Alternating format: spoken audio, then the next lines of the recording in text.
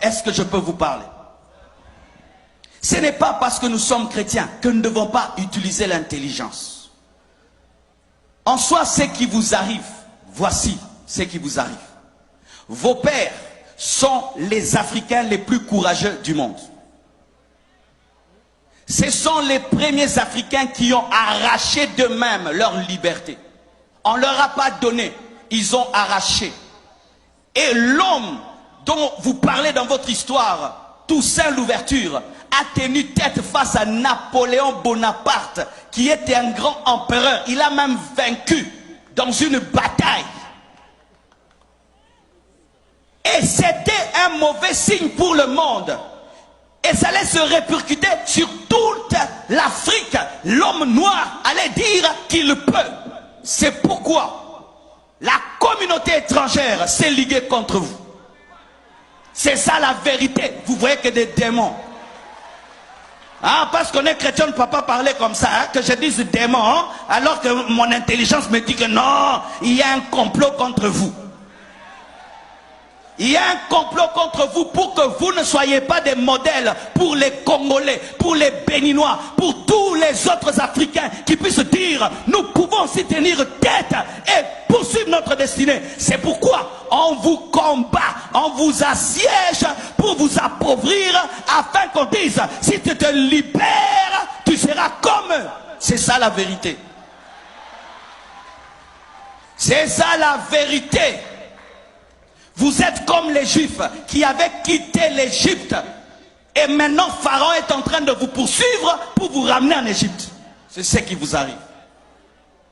On veut vous ramener économiquement et politiquement. Et maintenant, au lieu que vous puissiez vous unir, vous êtes en train de vous diviser. Et le peu que vous avez, vous êtes en train de le détruire.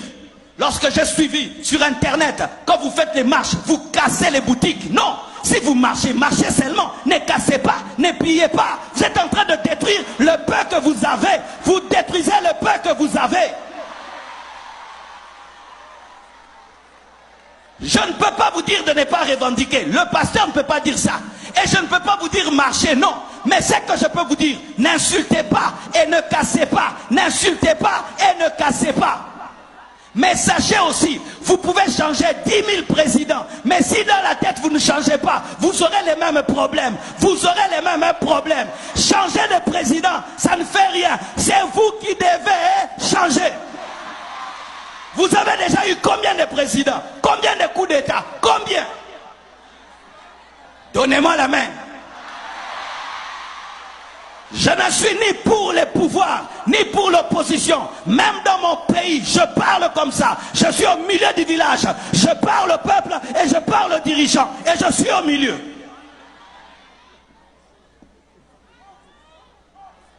Tu marches, tu viens dans ma boutique, tu me prends tout. Est-ce que ça c'est marcher encore? Tu marches et puis tu brûles ma voiture. Ça c'est encore marcher. Qu'est-ce que moi je t'ai fait? Qu'est-ce que ma voiture t'a fait? Qu'est-ce que ma boutique t'a fait? Ne commettez pas l'erreur que nous on a commis au Congo. Vous savez ce que nous on a fait au Congo? On a marché comme ça et puis on a pillé. On a pillé les plus grandes entreprises. On a pillé la zone industrielle. Et notre économie a reculé fois 100. Et la zone industrielle aujourd'hui est devenue une zone résidentielle. Qui ont détruit nous-mêmes? Et quelle force? On pouvait voir un Congolais qui transporte lui-même un congélateur. Cette force-là que tu as pour piller, tu ne peux pas l'utiliser pour travailler. La force que tu as là pour transporter des congélateurs, tu ne peux pas l'utiliser pour travailler et développer ton pays.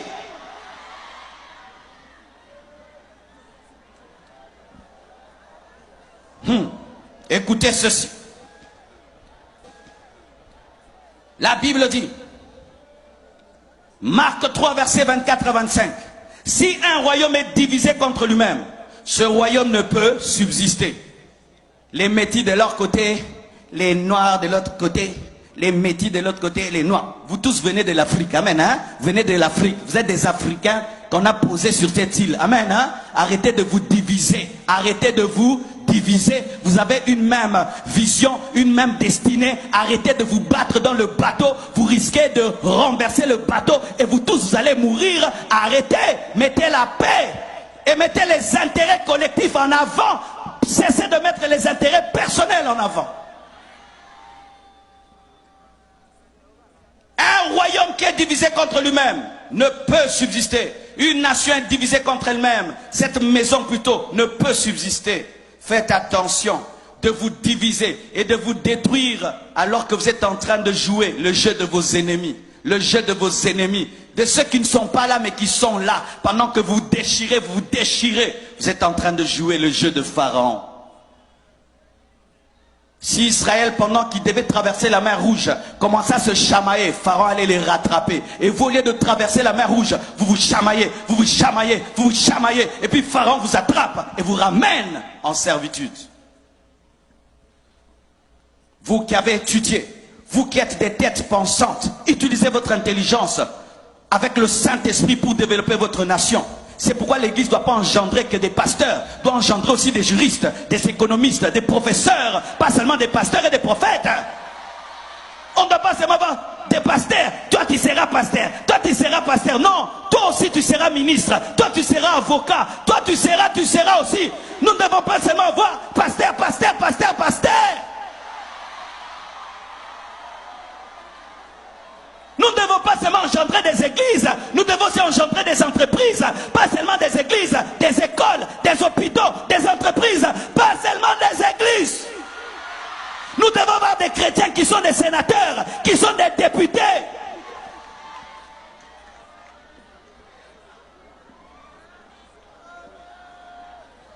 Samuel a engendré des prophètes et il a engendré des rois.